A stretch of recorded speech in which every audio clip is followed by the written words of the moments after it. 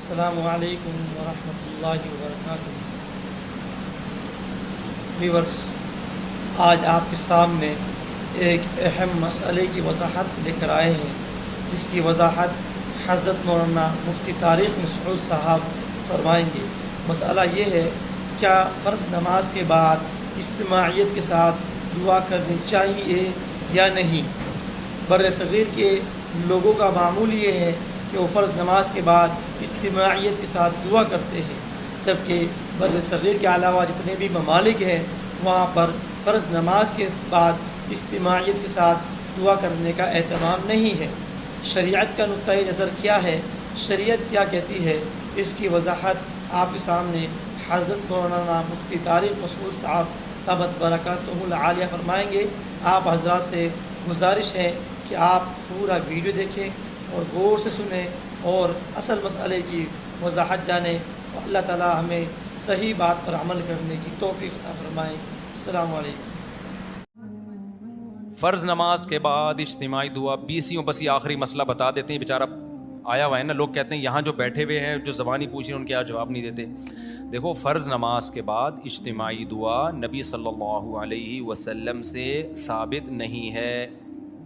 یہ دو چار کی طرح کچھ باتیں ہیں نا، ان میں بحث کیا کرنی۔ کسی حدیث میں نہیں ملتا نبی صلی اللہ علیہ وسلم نے فرض نماز کے بعد اجتماعی دعا کی ہو۔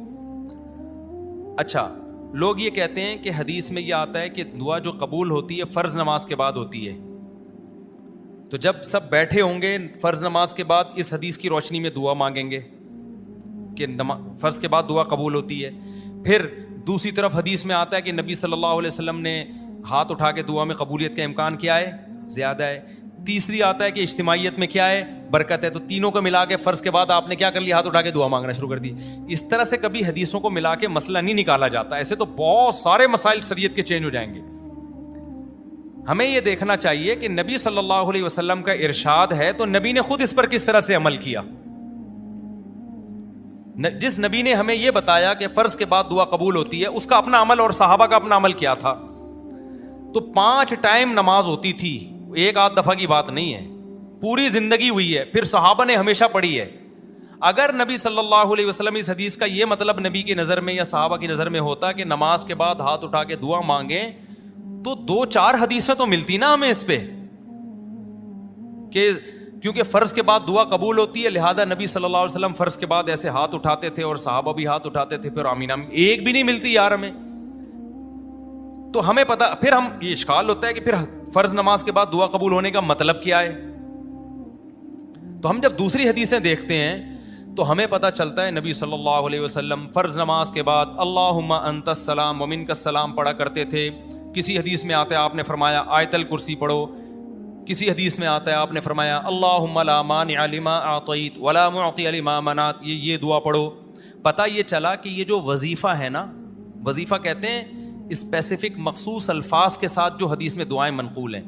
پتہ چلتا ہے کہ نبی صلی اللہ علیہ وسلم اس قسم کی آیت الکرسی اور اللہم انت السلام والی جو دعائیں ہیں نا، ان کو دعا سے تعبیر کر رہے ہیں جو اصل میں وظائف ہیں۔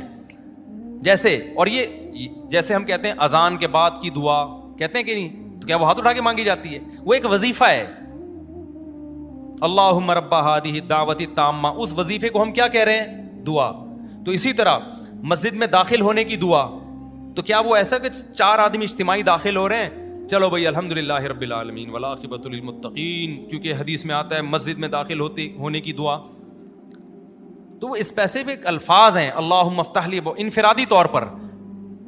تو ہم حدیث کو اگر حدیث کی روشنی میں حل کرتے ہیں تو پتہ یہ چلتا ہے کہ نبی نے جو فرمایا کہ فرض کے بعد دعا قبول ہوتی ہے، تو وہ دعا سے مراد کیا ہے؟ وہ اسپیسیفک مخصوص الفاظ کی دعائیں ہیں، وہ قبول ہو جاتی ہیں فرض نماز کے بعد۔ اس طرح سے دونوں طرح کی حدیثوں میں کیا ہو جائے گی؟ تطبیق۔ یہ دلیل تو میں نے دی اہل حدیثوں کے لیے، اور جو تقلید کرتے ہیں فقہ حنفی کو یا فقہ شافعی کو فالو کر رہے ہیں ان کے لیے بھی یہ بھی دلیل ہے۔ اور ایک اور دلیل کیا ہے کہ بھئی آپ ایک طرف یہ اعتراف کرتے ہو کہ ان ائمہ کرام نے، فقہا نے قرآن و حدیث کو ہم سے زیادہ سمجھا ہے۔ عقلی بات ہے نا، ہم تو کہتے ہیں بھائی اہل حدیث سے زیادہ ابو حنیفہ نے سمجھا ہے، امام شافعی نے سمجھا ہے۔ تو ہم جب ان سے رابطہ کرتے ہیں کہ آپ کی نظر میں ان حدیثوں کا کیا مطلب ہے، ان کے قول کو ہم حدیث کے خلاف کبھی بھی نہیں لے کے جاتے، یاد رکھو، حدیث کی تشریح میں ان کے اقوال کو پیش کیا جائے گا, حدیث کے مخالفت میں تو پیغمبر کی بات مانی جائے گی, لیکن حدیث کی ایکسپلینیشن میں ہم ان کی بات کو کیا کرتے ہیں, آج کے اسکالرز کی رائے پر ہم ان کو کیا کرتے ہیں, ترجیح دیتے ہیں. تو ان اسکالر سے اگر پوچھا جائے تو ان چاروں فقہ کی کتابیں جن پہ صدیوں سے فتویٰ دیا جاتا رہا ہے, کوئی ایک جزیہ, ایک عربی عبارت بھی ہمیں نہیں ملتی جس میں آتا ہو کہ امام کو چاہیے کہ وہ سلام پھیرے, مقتدیوں کی طرف رخ کر کے ہاتھ اٹھا کے دعا مانگے وہ. حالانکہ فقہ کی کتابوں میں بہت باریک باریک جزیات بھی ہوتے ہیں, بہت معمولی سی چیزیں بھی ہائی لائٹ کی ہوتی ہیں انہوں نے. تو صدیوں تک یہ سارے فقہا کیوں خاموش رہ گئے ایک ایسی چیز سے جو دن میں ایک دفعہ نہیں بلکہ کتنی دفعہ ہو رہی ہے, 5 دفعہ ہو رہی ہے. تو یہ بہت بڑا سوال ہے. اب جب دیوبندیوں سے بات کرو تو ان کے پاس سوائے علماء دیوبند کے حوالے کے کچھ ہوتا نہیں ہے. ہم ان سے کہتے ہیں بھائی علماء دیوبند نے اب کے علماء دیوبند کے آپ حوالے دے رہے ہیں نا, جب علماء دیوبند کوئی بات کریں گے تو ان پر بھی تو لازم ہوگا کہ وہ دلیل پیش کریں. انہوں نے دلیل کیا دی ہے؟ تو وہ جواب میں کہتے ہیں ہم علماء دیوبند کے مقلد ہیں. بھائی تقلید ہم صرف مجتہدین کی کرتے ہیں اور کسی کی تقلید نہیں کرتے.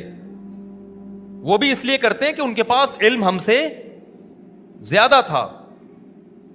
تو آپ اگر علماء دیوبند سے رابطہ کرتے ہو تو جو علماء دیوبند کہہ رہے ہیں کہ کرنی چاہیے, تو سوال پہ تو دلیل کیا ہے؟ تو دلیل میں نہ فقہ کی کوئی عبارت عربی کتابوں کی, اردو کی بات نہیں کر رہا, اور نہ قرآن و سنت سے کوئی حوالہ یہی ہوگا کہ حدیث میں آتا ہے فرض کے بعد دعا قبول ہوتی ہے, حدیث میں آتا ہے کہ رفع الیدین سے دعا قبول ہوتی ہے, حدیث میں آتا ہے کہ اجتماعی دعا میں قبولیت کا امکان زیادہ ہے. ایسے 3 چیزیں آپ ملائیں گے تو پھر بریلوی حضرات جو نماز جنازہ کے بعد دعا کرتے ہیں پھر تو وہ بھی ثابت ہو جائے گی.